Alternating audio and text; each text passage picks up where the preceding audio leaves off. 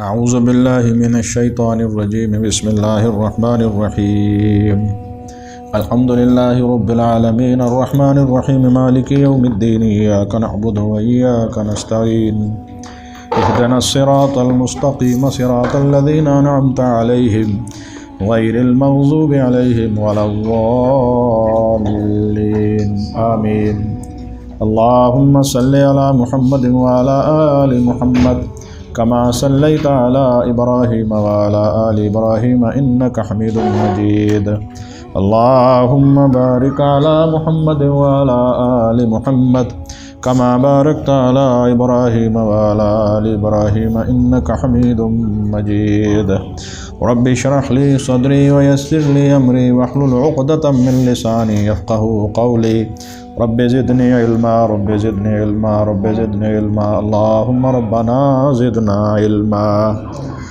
آمین ثم آمین وصلی اللہ تعالی علی خیر خلقہ محمد وعلی آلہ واصحابہ اجمعین وسلم تسلیما کثیرا کثیرا آمین۔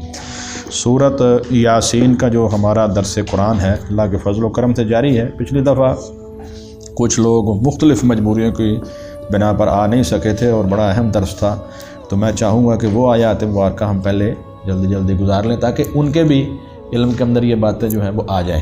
ہاں جی تو بہت سارے لوگ جو ہیں وہ اپنی کچھ جینون مجبوریوں کی وجہ سے نہیں آ سکے، تو اس مضمون کو ہم آیت مبارکہ نمبر 33 سے دہراتے ہیں۔ اگرچہ وہ تفصیل میں نہیں جاؤں گا، لیکن جب آپ اس کو دہرائیں گے تو پھر وہی مضامین آپ کو دوبارہ انشاءاللہ تازہ بھی ہو جائیں گے۔ اور میں نے یہ بات کہی تھی کہ یہ آیت مبارکہ نمبر 33 سے جو ہے وہ جو دلائل آفاق اور دلائل انفس جو ہیں، یعنی وہ بنیادی دلائل جن دلائل کو اختیار کر کے انسان جو ہے وہ ہدایت کے راستے کے اوپر آتا ہے، ان کے بارے میں سورہ یاسین میں شروع میں یہ باتیں بتا دی گئی ہیں کہ کچھ لوگ ایسے بدقسمت ہیں، اللہ تعالیٰ ان سے ہمیں بچائے، ایسے وہ شقی ہیں، ایسے وہ کیا کہتے ہیں نقصان اٹھانے والے ہیں اور بدبخت ہیں کہ ان کو کسی بھی لحاظ سے بھی سمجھائیں ان کو پھر وہ سمجھانے کا اثر نہیں ہوتا، اور وہ ہدایت کے راستے سے جو ہے وہ بہت دور نکل گئے، بھٹک گئے۔ وجہ اس کی کیا ہے؟ وجہ اس کی اللہ رب العزت نے یہ بیان فرمائی ہے کہ ان کی گردنوں کے اندر توق پڑ گئے ہیں اور ان کے منہ اور چہرے اوپر کو اٹھے ہوئے ہیں، ان کے آگے پیچھے دیواریں ہیں، اور تیسری بات یہ ہے کہ ان کے اوپر جو ان کی آنکھوں کے اوپر پردہ پڑ گیا ہے۔ اب یہ جو ہے یہ ایک مثال دے کے سمجھائی ہے کہ ان کے اوپر اللہ تعالیٰ کا جو قول حق ہے وہ کیوں ثابت ہوا ہے، کیوں جو ہے وہ لوگ جو ہیں وہ اس گمراہی کے راستے پر آ گئے ہیں۔ اس کی وجہ کہ نمبر ایک، وہ اپنے اندر جو اللہ رب العزت نے انسان کوئی ہدایت کے سامان رکھے ہیں اس کی اپنی ذات کے اندر، جسے دلائل انفس کہتے ہیں، اس کے اوپر بھی وہ غور نہیں کرتے۔ پھر اس کے بعد جو ہے وہ دلائل آفاق اس کائنات کے اندر اللہ رب العزت نے جو نشانیاں رکھی ہیں اس پہ بھی وہ غور نہیں کرتے، اس کے اوپر بھی انہوں نے جو ہے وہ کوئی نصیحت حاصل نہیں کی۔ اور تیسرے نمبر پر جو وحی اللہ رب العزت نے نازل فرمائی ہے قرآن حکیم کی شکل میں، اب جو ہے پہلے بھی وحی نازل ہوئی ہے، اب قرآن حکیم کی شکل میں اور رسول اکرم صلی اللہ علیہ وسلم کی شکل میں، جو آ کے آپ کی رسالت اور نبوت پر ایمان نہیں لاتے۔ تو یہ جو تینوں پہلو ہیں، ان پہلوؤں سے کیا انہوں نے کیا ہے؟ اپنا نقصان کر لیا ہے، اور اس وجہ سے ان کے اوپر جو ہے وہ قول حق ثابت ہو گیا ہے۔ اب اللہ رب العزت نے یہاں پہلے 32 نمبر آیات مبارکہ تک سارے یہ واقعات بھی بیان کی ہیں، ایمان کی دعوت دی ہے، اور اس بستی کی تباہی کا تذکرہ بھی فرمایا ہے جن کے اندر 3 انبیاء علیہ السلام آئے اور انہوں نے ان کو قبول نہیں کیا۔ اب اللہ رب العزت انہی دلائل آفاق کی طرف جو ہے وہ توجہ ہماری دوبارہ دلا رہے ہیں، اور یہ میں نے کہا تھا کہ سورہ یاسین کے مضامین کے اندر کچھ آیات مبارکہ یا کچھ چند مقامات ایسے ہیں جن کے اندر قیامت تک کے لیے اللہ رب العزت نے ایسی جو ہے وہ رہنمائی فرمائی ہے کہ اگر قیامت تک لوگ اس کے اوپر تحقیق کرتے رہیں تو نئی سے نئی باتیں جو ہیں وہ سامنے آئیں گی، اور وہ کون سے مضامین ہیں وہ بھی آپ کے سامنے سمجھا دیں گے۔ آئیے شروع کرتے ہیں۔ اعوذ باللہ من الشیطان الرجیم، آیت مبارکہ نمبر 33 سے پھر دوبارہ سے وآیۃ لہم، اور ان کے لیے ایک عظیم نشانی ہے، وآیۃ لہم الارض المیتۃ، انگلی رکھیے ذرا، اور ان کے لیے عظیم نشانی ہے مردہ زمین میں، احییناہا، ہم نے اسے بارش سے زندہ کر دیا، واخرجنا منہا حبا، اور ہم نے نکالا اس سے اناج کا دانہ، فمنہ یاکلون، پھر اسی دانہ اناج سے وہ کھاتے ہیں۔ بڑی حیرانی مزیداری کی بات یہ ہے کہ آپ اگر دیکھیے جتنی بھی بارش کے ذریعے جو ہے وہ پیداوار ہوتی ہے، اناج کی شکل میں ہوتی ہے یا چارے کی شکل میں ہوتی ہے، آپ دیکھیے اللہ رب العزت آپ کو اس کا بہترین حصہ کھلاتے ہیں۔ اناج ہے تو دانہ کھلاتے ہیں، بھوسا کون کھاتا ہے؟ جانور، کیوں جی؟ اچھا، اگر وہ پھل ہے، پھل والا درخت ہے تو اس کے پتے اور جھاڑ پوچھ کون کھاتے ہیں؟ جانور. اور آپ کیا کھاتے ہیں؟ پھل. آپ کو اللہ رب العزت کون سی چیز کھلاتے ہیں؟ اس کا بہترین حصہ کھلاتے ہیں. اور جو گھٹیا اور ناقص حصہ ہے وہ دوسرے جانور کھا لیتے ہیں. پھر آگے دیکھیے اگلا سائیکل.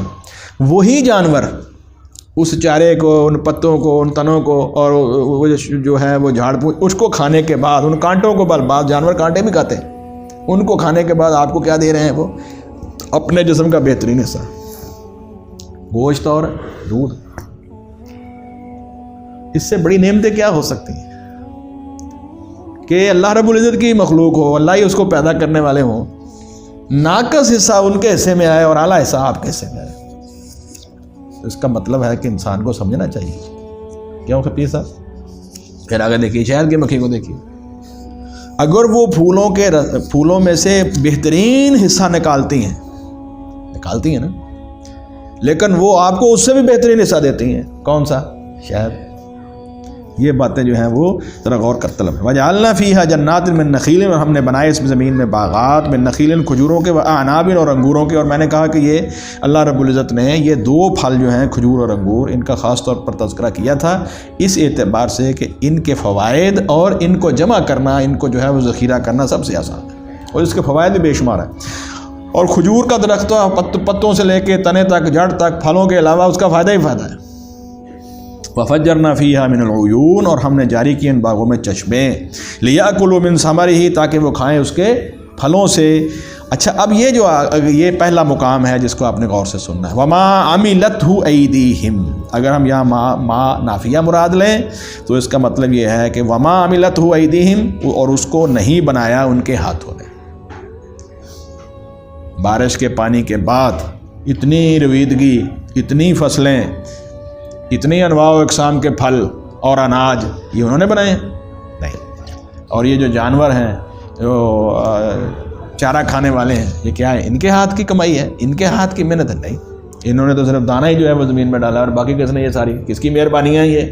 تو یہ ان کے ہاتھوں کا یہ کمال نہیں ہے. اور دوسرا معنی کیا ہے؟ اگر اس کو ما جو ہے وہ موصولہ مانا جائے الذی کے معنوں میں، وما عملتہ ایدیہم، یعنی اس کا مطلب یہ ہے کہ یہ جتنے بھی پھل ہیں، ان پھلوں سے یہ اپنے ہاتھوں سے بھی جو ہے وہ جو کچھ بناتے ہیں اس کو بھی یہ جو ہے وہ اس کو کھاتے ہیں. اب جتنے بھی آپ لوگ دیکھ لیجئے، پھل دیکھ لیجئے، دیگر ہے، اور پوری کی پوری فوڈ انڈسٹری جو ہے اس میں دیکھ لیں کتنے انواع و اقسام کی چیزیں جو ہے وہ انسان نے بنائی ہیں.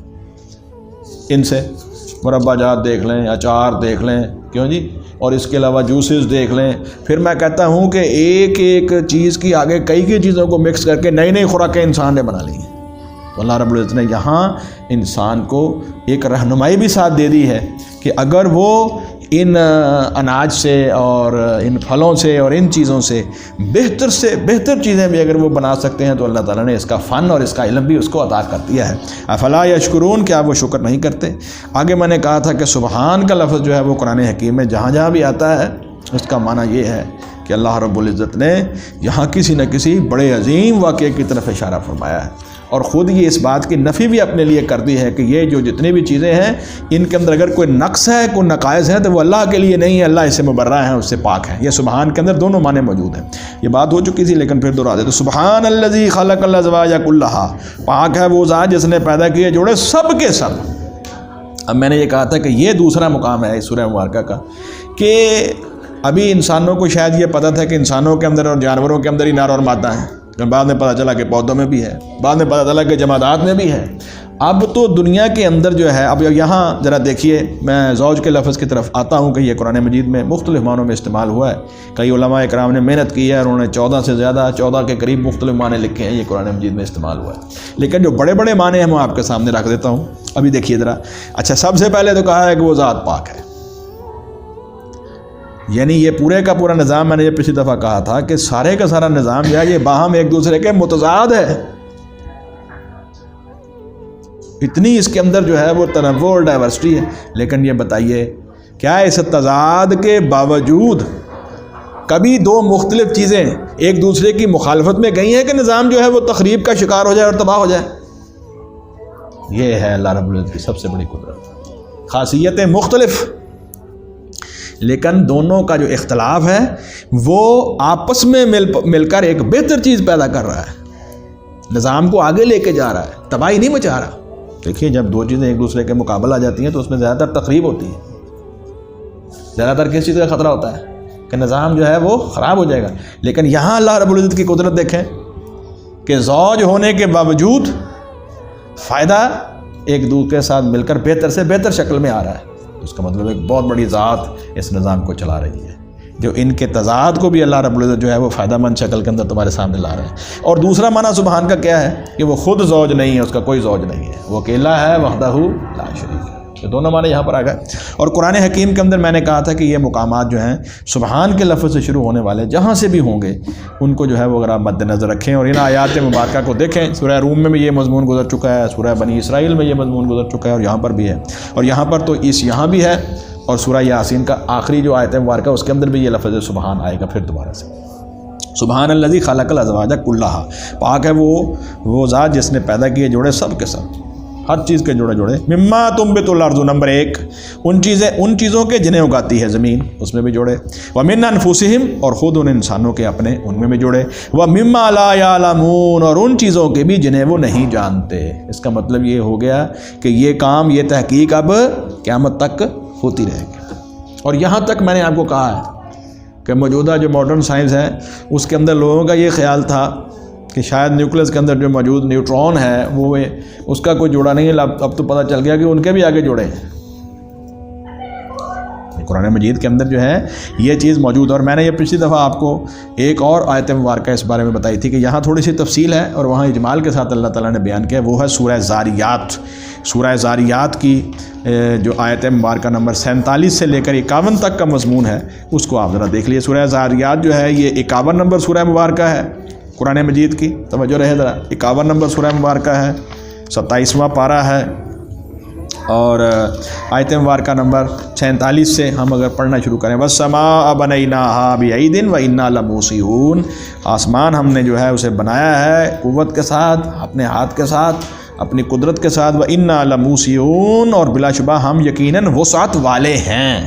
ترجمہ یہی ہوگا، لیکن معنی کیا ہے کہ ہم اس کائنات کو وسیع کریں۔ جو خود وسعت والا ہے اس کی وسعت والا ہونے کی صفت یہ ہے کہ وہ کائنات کے اندر وسعت پیدا کر رہا ہے، اور یہ وہ جو چیز ہے جس کی طرف میں نے اشارہ کیا تھا کہ 1400 سال پہلے اللہ رب العزت نے یہ بتا دیا ہے کہ یہ کائنات پھیل رہی ہے۔ اب تو خیر اس کو لوگوں نے وہ کیا اسے کہتے ہیں ریڈ شفٹ اور بلو شفٹ کے ایکسپیریمنٹ کر کے ثابت کر دیا ہے کہ کائنات جو ہے جو ہے یہ ایکسپینڈنگ یونیورس ہے، یہ پھیل رہی ہے، اور 60,000 کلومیٹر فی سیکنڈ کی سپیڈ سے پھیل رہی ہے۔ ایک سیکنڈ کے اندر 60,000 کلومیٹر کائنات پرے کو چلے جاتی ہے، اگلے سیکنڈ میں جتنی دیر میں ہمارا یہ درس ختم ہوگا آپ دیکھ لیں کتنی پھیل جائے گی۔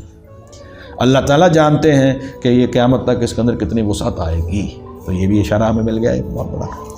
وَالْأَرْضَ فَرَشْنَاهَا فَنِعْمَ الْمَاهِدُونَ، اور زمین ہم نے اسے بچھایا تو کیا ہی اچھا بچھانے والے ہیں ہم۔ اور آگے وَمِن كُلِّ شَيْءٍ خَلَقْنَا زَوْجَيْنِ، یہ ہے یہاں پر پھر وضاحت کر دی، وَمِن كُلِّ شَيْءٍ، اور ہر چیز کو خلقنا ہم نے پیدا کیا زوجین جوڑا جوڑا، لعلکم تذکرون، تاکہ تم نصیحت پکڑو۔ اور نصیحت کیا ہے؟ نصیحت آگے آ گئی، فَفِرُّوا إِلَى اللَّهِ، اللہ کی طرف دوڑو، اللہ کے حکم کی طرف توجہ کرو اور اس کو ماننے کے لیے سبقت حاصل کرو۔ انی لکم منہ نذیر مبین، اور بلا شبہ تمہیں اس سے میں جو ہے اللہ کے رسول صلی اللہ علیہ وسلم فرماتے ہیں تمہیں واضح طور پر جو ہے وہ ڈرانے والا ہوں۔ اور آگے ولا تجعلوا مع اللہ الہا آخر، اور دوسری بات، اور تم نہ بناؤ اللہ کے ساتھ کوئی دوسرا شریک، انی لکم منہ نذیر مبین، پھر یہی لفظ دوبارہ آگے، بلا شبہ میں تمہیں اس سے ڈرانے والا ہوں کھلا۔ میں ایک آنے والا وقت کہ ایک تمہارا رب ہے، خالق ہے، مالک ہے، قیامت آنے والی ہے، اور تمہارے ان اعمال کا حساب ہوگا، اور ایک بڑا عذاب تمہارا منتظر اگر تم ایمان نہیں لاؤ گے۔ اتنی نشانیاں دیکھنے کے بعد تو یہاں دیکھیے یہ تین باتیں جو ہیں لعلکم تذکرون کے بعد اللہ تعالیٰ نے جو کی ہیں ذرا غور کیجئے، فَفِرُّوا إِلَى اللَّهِ إِنِّي لَكُمْ نَذِيرٌ مُّبِينٌ وَلَا تَجْعَلُوا مَعَ اللَّهِ إِلَٰهًا آخَرَ إِنِّي لَكُمْ مِنْهُ نَذِيرٌ مُّبِينٌ۔ یہاں پر جو ہے وہ اللہ تعالیٰ کی طرف دوڑنے کا مطلب کیا ہے؟ فوراً ایمان قبول کر لو اس سے پہلے کہ موت آ جائے، اس سے پہلے کہ قیامت آ جائے۔ ایک حدیث آتی ہے صحیح بخاری میں، حضرت عائشہ صدیقہ رضی اللہ تعالیٰ عنہ فرماتی ہیں کہ اعرابیوں کا ایک گروہ حضور صلی اللہ علیہ وسلم کے پاس آیا، اور ان کے مجلس کے اندر ایک چھوٹا بچہ بھی تھا۔ تو ان کا پہلا سوال کیا تھا؟ اللہ کے رسول صلی اللہ علیہ وسلم آپ بتائیے جس قیامت کے بارے میں آپ کہہ رہے ہیں وہ کب آئے گی؟ تو اللہ کے رسول صلی اللہ علیہ وسلم نے فرمایا سنو، یہ بچہ جو تمہارے اندر بیٹھا ہے یہ بوڑھا نہیں ہوگا لیکن تمہارے اوپر قیامت آ جائے گی۔ یہ کیا اشارہ تھا؟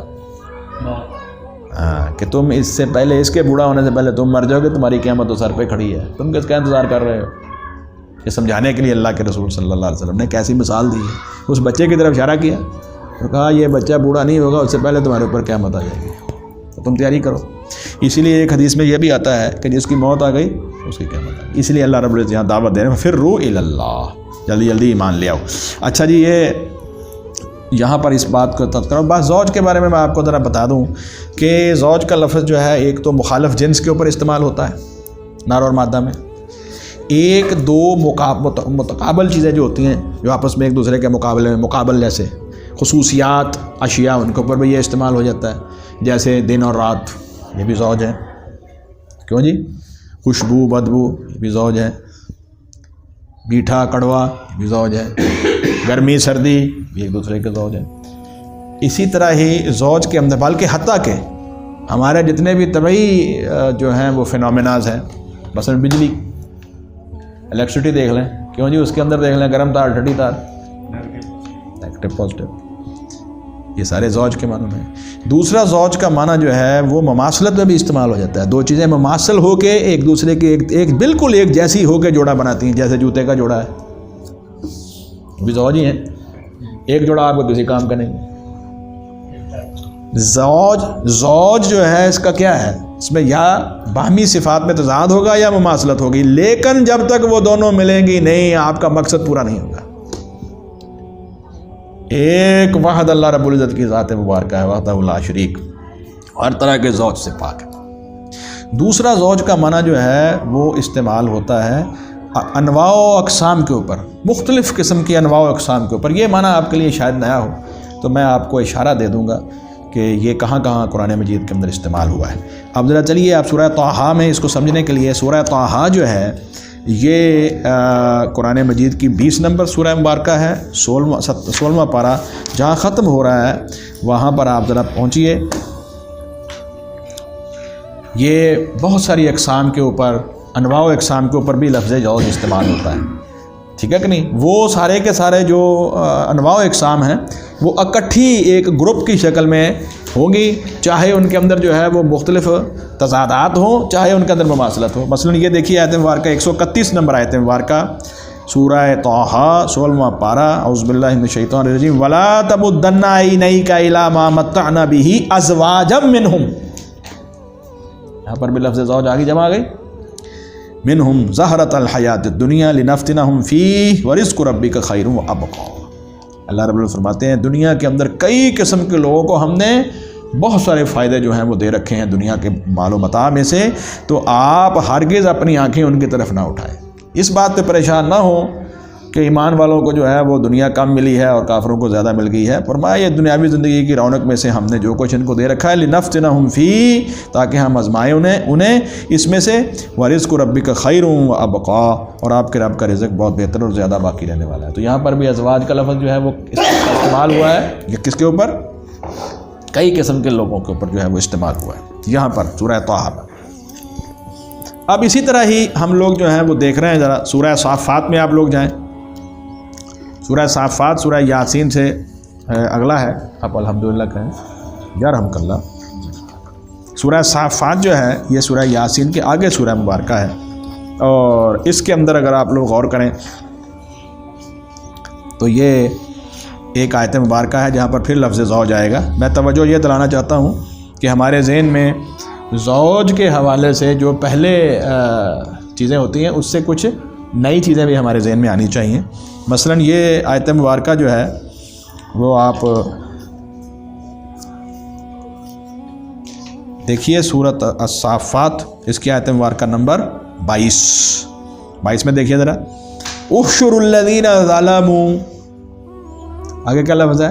وازواجہم وما کانوا یعبدون، اے فرشتو تم اکٹھا کرو ان لوگوں کو جنہوں نے ظلم کیا، وازواجہم، اور ان کے جوڑوں کو۔ کیا مطلب ہے؟ ان جیسے اور جتنے بھی ہیں۔ اب یہاں مراد جو ہے وہ مناسب مخالف جنس نہیں ہے، بلکہ جن جن لوگوں نے بھی دنیا کے اندر کفر اور شرک اور ظلم جس شکل میں بھی کیا سب کو اکٹھا کر لو. اب سمجھ آ گئی بات ہے؟ یہ یاد رہے گا مقام. احشر الذین ظلموا وازواجہم وما کانوا یعبدون، اور ان کی جن کی وہ عبادت کیا کرتے تھے، من دون اللہ، اللہ کے سوا، فاہدوہم، پھر تم ان کو ہانک کے لے جاؤ، الی صراط الجحیم، جہنم کے راستے کی طرف.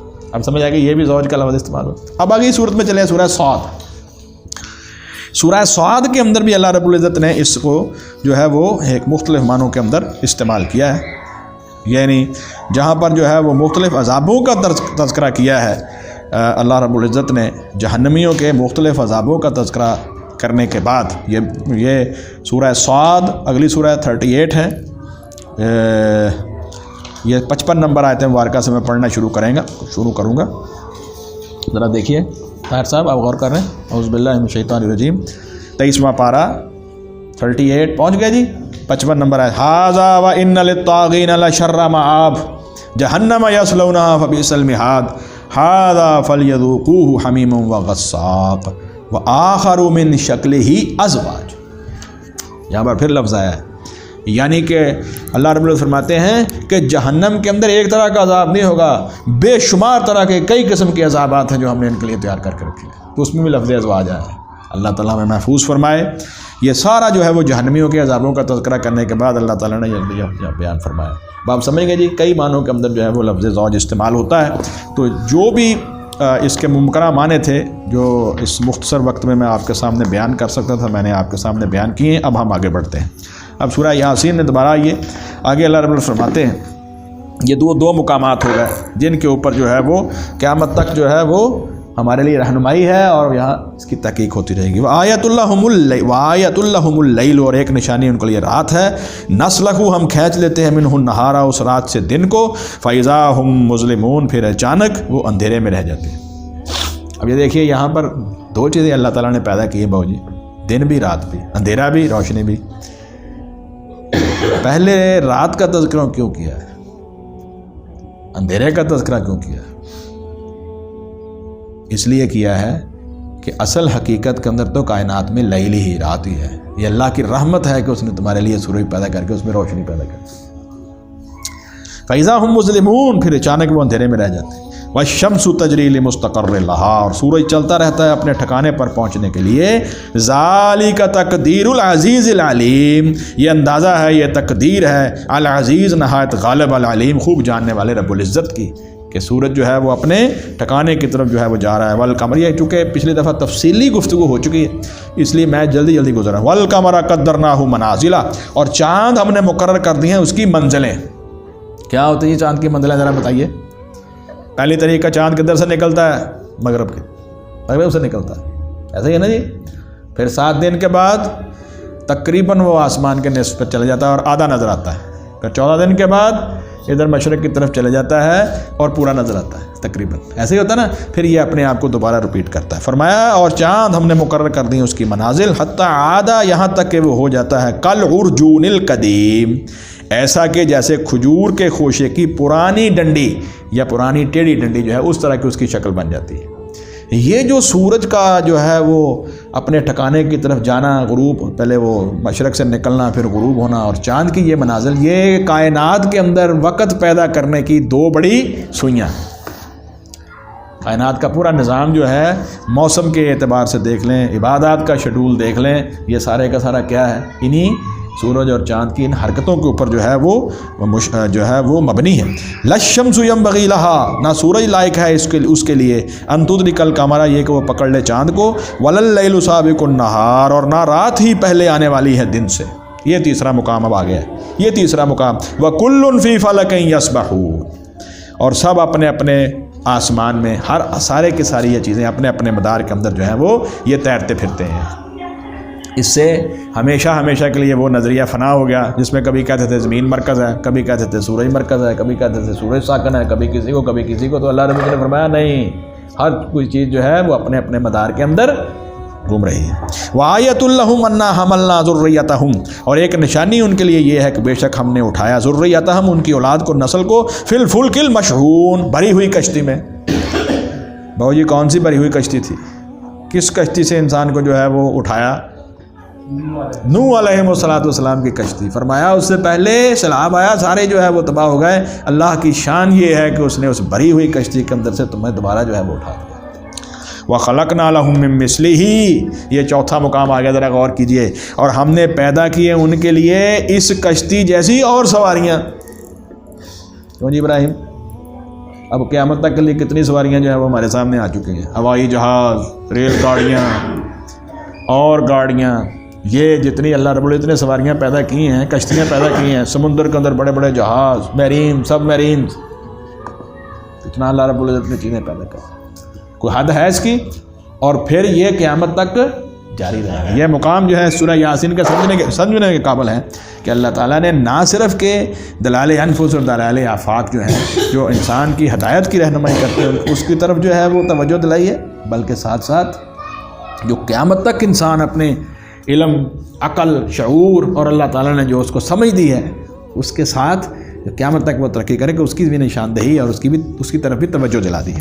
یاد رہے گا جی، وَخَلَقْنَا، اور ہم نے پیدا کی، لَهُمْ، ان کے لیے، مِن مِثْلِهِ، اس کشتی جیسی اور سواریاں، مَا يَرْكَبُونَ، جن پر وہ سوار ہوتے ہیں۔ جانوروں پر تو سوار ہوتے ہی ہیں، کشتیوں پر بھی ہوتے ہیں، لیکن نئی سواریاں اب دنیا کے اندر آ چکی۔ انگلی رکھیے جی، انگلی رکھیے، تاکہ اس سے انسان جو ہے وہ اس کا دماغ مرکوز رہتا ہے آیات کی طرف۔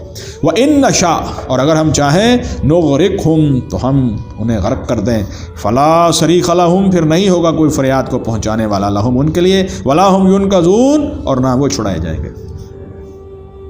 وہاں پر اس کو بچانے والا تو کوئی نہیں ہوتا سمندر میں، ایک لہر آئے اور ان کو ڈبو دے، لیکن الا رحمتا منا، مگر رحمت کی وجہ سے ہماری طرف سے۔ لوگ سفر کر رہے ہیں، آ رہے ہیں، جا رہے ہیں، کافر بھی آ رہے ہیں، مسلمان بھی آ رہے ہیں، نافرمان بھی آ رہے ہیں، سب کو اللہ تعالیٰ نے جو ہے وہ ایک وقت مقرر تک موقع دیا، الا رحمتا منا، مگر رحمت کی وجہ سے ہماری طرف سے، ومتاع الی حین، اور یہ فائدہ ہے ایک مدت تک۔ اب یہ ساری نشانیاں جو ہیں وہ چار یہاں اللہ تعالیٰ نے بیان کرنے کے بعد پھر فرمایا ہے، پھر دوبارہ ایمان کی دعوت ہے۔ وَإِذَا قِيلَ لَهُمُ اتَّقُوا مَا بَيْنَ أَيْدِيكُمْ وَمَا خَلْفَكُمْ، جب کہا جاتا ہے ان کے لیے کہ تم بچو، مَا بَيْنَ أَيْدِيكُمْ، اس عذاب سے جو تمہارے سامنے ہے، وَمَا خَلْفَكُمْ، اور جو تمہارے پیچھے ہے۔ کیا مطلب ہے؟ تمہارے پیچھے کون سا عذاب ہے؟ جو قومیں غلطی کر کے تباہ و برباد ہو گئی ہیں، ان کو اس سے عبرت حاصل کرو، اور یہی غلطی رپیٹ نہ کرو، ایمان لے آؤ، وگرنہ آگے بھی ایک عذاب کھڑا ہے، لعلکم ترحمون، تاکہ تم پر رحم کیا جائے۔ وما تأتیہم من آیت، اور ان کے پاس نہیں آتی کوئی نشانی، من آیات ربہم، ان کے رب کی نشانیوں میں سے، الا کانوا عنہا معرضین، مگر وہ ہوتے ہیں اس سے منہ پھیرنے والے۔ وَإِذَا قِيلَ لَهُمْ، اور جب کہا جاتا ہے ان سے، انفقوا مما رزقکم اللہ، کہ تم خرچ کرو اس میں سے جو اللہ نے تمہیں رزق دیا ہے، قال الذین کفروا، تو کہتے ہیں وہ لوگ جنہوں نے کفر کیا، للذین آمنوا، ان لوگوں سے جو ایمان لائے، انطعم، کیا ہم کھلائیں، من لو یشاء اللہ اطعمہ، اس کو کہ اگر اللہ چاہتا تو وہ اسے کھلا دیتا۔ یعنی یہ جو غریب غربا ہیں، ان کو اگر اللہ تعالیٰ چاہتے تو ان کو کھلا دیتے، ہمارے دستے نگر ان کو کیوں بنایا ہے؟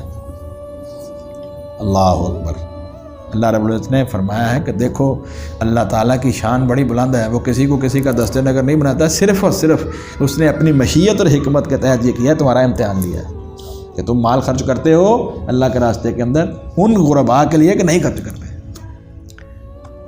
اس کا مطلب ہی یہ ہے کہ جن کے پاس مال ہے وہ بھی امتحان میں ہیں، وہ دورے امتحان میں ہیں، اور جن کے پاس نہیں ہے وہ بھی امتحان میں ہیں کہ کیا وہ ان حالات کے اندر صبر اور شکر کرتے ہیں۔ تو فرمایا کافروں نے، حالانکہ یہ آیت سورہ مبارکہ جو ہے یہ مکی ہے، تو یہاں جو زکوٰۃ کی فرضیت کا تو معاملہ نہیں ہے، لیکن اللہ تعالیٰ نے جو ہے یہ انسان کی یہاں پر ایک خاص نفسیات اور فطرت بیان کی ہے۔ وَإِذَا قِيلَ لَهُمْ أَنفِقُوا مِمَّا رَزَقَكُمُ اللَّهُ، اور جب کہا جاتا ہے ان سے کہ تم خرچ کرو اس میں سے جو اللہ نے تمہیں رزق دیا ہے، قَالَ الَّذِينَ كَفَرُوا، تو وہ لوگ جنہوں نے کفر کیا، لِلَّذِينَ آمَنُوا، وہ ایمان والوں سے کہتے ہیں، توجہ کیجئے، أَنُطْعِمُ، کیا ہم کھلائیں، مَن لَّوْ يَشَاءُ اللَّهُ أَطْعَمَهُ، اس کو کہ اگر اللہ چاہتا تو وہ اسے کھلا دیتا، إِنْ أَنْتُمْ إِلَّا فِي ضَلَالٍ مُبِينٍ، تم نہیں ہو مگر کھلی گمراہی میں۔ کون کہہ رہا ہے؟ کافر ایمان والوں کو کہہ رہے ہیں کہ تم جو ہے یہ کیسی باتیں ہمارے سامنے کر رہے ہو کہ ان کے اوپر ہم خرچ کریں، یہ ہمارا مال ہے۔ میں نے پچھلی دفعہ یہ بتایا تھا کہ ایک آدمی یہ سمجھتا ہے کہ یہ میں اس کا مالک ہوں، میرے پاس اس کی ملکیت ہے، اور ایک یہ سمجھتا ہے کہ میرے پاس یہ امانتاً ہے۔ کیا دونوں کا عمل برابر ہوگا؟ زمین آسمان کا فرق ہے۔ جو ملکیت والا ہے وہ یہ سمجھے گا کہ میرے اوپر ہی ہر طرح کا حق ہے، میرے پاس اس کا ہر طرح کا حق ہے، میں جیسے چاہوں اس کو صرف کروں، چاہے اجاڑ دوں، چاہے کسی کو 1 روپیہ بھی نہ دوں۔ لیکن جو امانتاً سمجھتا ہے وہ کیا کرتا ہے؟ وہ پھونک پھونک کر قدم رکھتا ہے۔ اور اس طرح خرچ کرتا ہے جیسے اللہ تعالیٰ نے اسے حکم دیا ہے۔ وَيَقُولُونَ مَتَىٰ هَٰذَا الْوَعْدُ، اور وہ کہتے ہیں کب پورا ہوگا یہ وعدہ، ان کنتم صادقین، اگر ہو تم سچے۔ مَا يَنظُرُونَ إِلَّا صَيْحَةً وَاحِدَةً، وہ انتظار نہیں کرتے مگر ایک چیخ کا، یعنی یہ قیامت کیا ہے، یکدم ایک چیخ ہوگی، تأخذہم، جو ان کو آ پکڑے گی، وہم یخصمون، جبکہ وہ آپس میں جھگڑ رہے ہوں گے۔ میں نے پچھلی دفعہ صحیح حدیث آپ کو ایک سنائی تھی کہ اللہ کے رسول صلی اللہ علیہ وسلم نے فرمایا کہ دو شخص جو ہیں وہ آپس میں کپڑا ایک خریدنے کے لیے گیا ہے، ایک جو ہے وہ بیچ رہا ہے، انہوں نے کپڑا تھان اس کے سامنے پھیلا دیا ہے، ابھی وہ اس کو دوبارہ اکٹھا نہیں کر رہے ہوں گے، قیامت آ جائے گی، فیصلہ نہیں ہوا دونوں کے درمیان۔ اس طرح کی حدیث کے الفاظ ہیں۔ ایک آدمی اپنے پانی کا حوض بنا رہا ہے، اس کو لیپ رہا ہے، پانی پینا نصیب نہیں ہوا، قیامت آ گئی۔ کھانا سامنے آ گیا ہے، لقمہ اٹھا کے منہ میں ڈالا ہی نہیں ہے، اس سے پہلے قیامت آ گئی۔ آپ لوگ دیکھیے، یہ تو بڑی قیامت کبریٰ کا تذکرہ ہو رہا ہے۔ آپ ہماری عملی زندگی کا مشاہدہ ہے، کیوں جی بھی صاحب، کہ کچھ لوگ جب وفات کے قریب ہوتے ہیں، سب ان کے پانی ان کے پاس پڑا تو وہ پی نہیں سکتے، اچانک جو ہے وہ ان کے اوپر یہ چیز آ جاتی ہے۔ فلا یستطیعون توصیۃ، فرمایا تب وہ طاقت نہ رکھیں گے وصیت کرنے کی، پھر وہ یہ بھی نہیں بتا سکیں گے کہ یہ میرے پاس مال کتنا ہے اور کن کن پر خرچ کرنا ہے، یہ وصیت کرنے کی بھی ان کے پاس طاقت نہیں رہے گی، وہ لوگ لے جائیں گے۔ حضور صلی اللہ علیہ وسلم نے فرمایا نا کہ ایک شخص جو ہے وہ موت کے فرشتے کو دیکھنے کے بعد کہ اپنی موت کے وقت کہتا ہے یہ مال فلاں کو دے دو، یہ مال فلاں کو دے دو، تو اللہ کے رسول صلی اللہ علیہ وسلم نے فرمایا وہ مال تو لوگوں کا ہو گیا، اب تمہارا تو ہے ہی نہیں، اب کہنے کا کیا فائدہ۔ وصیت کرتے اس وقت جب تم صحت مند تھے۔ حدیث کے اس طرح کے الفاظ آگے پیچھے نہ ہو جائیں، جب انسان صحت مند ہو، مالدار ہو اور مال کی اسے رغبت بھی ہو، اس وقت وہ جو ہے وہ خرچ کرے اور وصیت کرے، اس کا اجر بہت زیادہ ہے۔ فلا یستطیعون توصیۃ، تب وہ طاقت نہ رکھیں گے وصیت کرنے کی، ولا الی اہلہم یرجعون، اور نہ اپنے گھر والوں کی طرف وہ لوٹ ہی سکیں گے، آ نہیں سکیں گے۔ اب آگے چلیے۔